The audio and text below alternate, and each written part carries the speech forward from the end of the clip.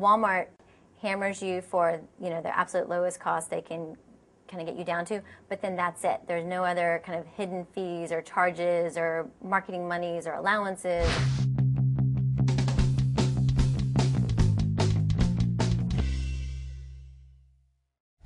How does a small business find big-time distribution with the likes of Wal-Mart and Target? Today we speak with someone who's lived to tell the tale. Eleanor Keare, president of Circle of Friends, hair, bath, and body products. Eleanor Keare, welcome to Dog and Pony. Thank you. It's a pleasure to be here. We're going to start you out. We're going to warm you up with a segment we call Once Around the Track. That's where I ask you a series of questions. You give me quick answers. We'll try to do as many as we can in 30 seconds. Okay. All right. I'm ready. Childhood hero. Bionic woman. Business mentor. Anita Roddick. Honor roll or dropout? Honor roll.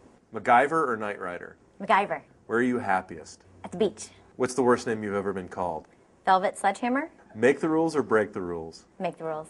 What's your motto? There's something nice about everybody. What superpower do you wish you had? To fly. Nice. All right, you've been once around the track. So do you have a formal business education? Does Stanford Business School count?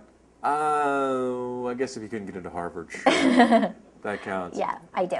So is it a dream of yours to be in business by yourself, on your own for a long time? It actually wasn't. I went to business school thinking that I would eventually run a nonprofit because I always wanted to save the world, make it a better place. Right. My husband, who I met in business school, was president of the Entrepreneurship Club, always went to all the lectures and followed around all the entrepreneurship professors, and I just never identified with that kind of goal aspiration. So it was a real surprise when I was staying at home changing two little girls' diapers and got a phone call out of the blue to come run this little fledgling company, Circle of Friends, that then a few years later I'd end up not just running it but owning it. How big were they when you took over? About $500,000 in revenues, and we grew it to several times that. How did you approach the business? How did you know what needed to be done first at Circle of Friends? Well, there were certainly way more skeletons in the closet than I expected, and so there was a kind of a whole list of, I don't know, turnaround maybe isn't the right phrase, but just kind of really needed to position this little fledgling brand that basically no one had taken care of for about 7 years. And so the packaging needed to be updated, the formulas needed to be updated, the whole marketing message needed to be refined and clarified, and it was just kind of obvious. I mean, if I showed you the before and the after, you'd be like, oh yeah, like it was very rough. Right. And one of our missions at Circle of Friends is to teach children about other cultures, and we do that through our packaging. Right. So each product has a child from a different country and a story about that child on the back, the country's map and flag, and it's just a fun way when parents are kind of at the end of the day, especially mom, if you've been with your screaming preschoolers for 12 hours and you're like, how can I just entertain them in the tub? Here you've got an educational story on the back. You can point to things on the front and say, oh, find 5 things that are green. It's just a fun way to have a teachable moment that's very positive with your children. So how did you initially approach Walmart and Target as a relatively small brand? We certainly knew that we needed to find someone who knew Walmart and Target better than I did, because I didn't know them. And so we kind of started asking around and doing some research to find brokers who work with them on a daily basis and to provide kind of the introductions and the guidance and the help to get into both of those accounts. We have a different broker for Walmart as Target. And was it challenging for you to meet the cost, the heavy-duty cost reduction that we hear so much about when you try to go into a mass merchant like that? It's surprising how differently they are run, and Walmart hammers you for their absolute lowest cost they can kind of get you down to, but then that's it. There's no other kind of hidden fees or charges or marketing monies or allowances. Or I actually wish that everyone worked like Walmart. I'd rather just give them my best price and then know I'm not going to have any surprises.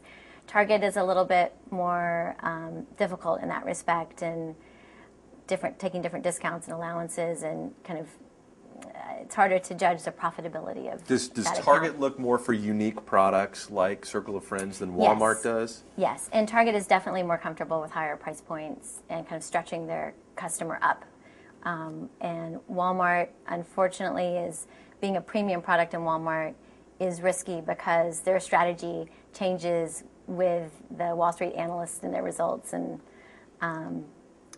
going from we're trying to get a higher income consumer to, oh, we just got to stick to what we've done good for years and years. EDLP. And, yes, everyday low price. To what extent do you give up control when you start working with retailers that are as powerful as these guys? I don't feel like we've given up control per se. I think we just have to. We're really cognizant of the fact that kind of we're only as good as our last PO, and there are no guarantees. And so we just don't count our chickens before they hatch, and try to make sure that we kind of make the deals, not assuming that, oh, this is going to be an annuity that's going to, orders are going to flow in for the next 5 years as a, guaranteed. With the battle for shelf space, you never know what's going to happen to that. Exactly. Got it. And changes in their strategic direction, changes in the personnel, the decision makers at any big account. Well, obviously, with distribution like you've got now, you must be getting some attention from the J&Js and the P&Gs of the world. Have you thought about selling out? Is that something that could happen in the long run? Certainly, anything could happen in the long run. If I didn't love Circle of Friends with my whole heart, I wouldn't invested as buy friends after you sell out. But I truly, I would love to be running Circle of Friends 20 years from now and have my daughters, if they are interested, join in the business. But if something interesting comes along, who knows? Good answer. All right, now it's time for the segment we call None of Your Business, and that's where I ask you impolite questions, and you can either answer them or tell me none of my business, okay, in however colorful a way you'd like to do that. Ready? Do you make more than your husband? No. What bath product do you see in the store and just cringe? Those colorful bath tablets that leave a stain all around the bathtub, because I know it's like fun for the kid, but then mom is the one left scrubbing up the mess. What's your motto? Look on the bright side. Before we wrap, anything you want to plug? Our website. It's circle-of-friends.com. And what happens on the website? We've got all of our products, coloring pages, a birthday club, lots of fun stuff. Sounds cool. All right, Eleanor Keare, thanks for joining us today. Thank you, Paul. Eleanor Keare, President of Circle of Friends Hair, Bath, and Body Products. As always, if you have questions, comments, or suggestions for upcoming guests, you can email me, Paul Ollinger, at paul@dogandpony.tv. Thanks for stopping by. See ya.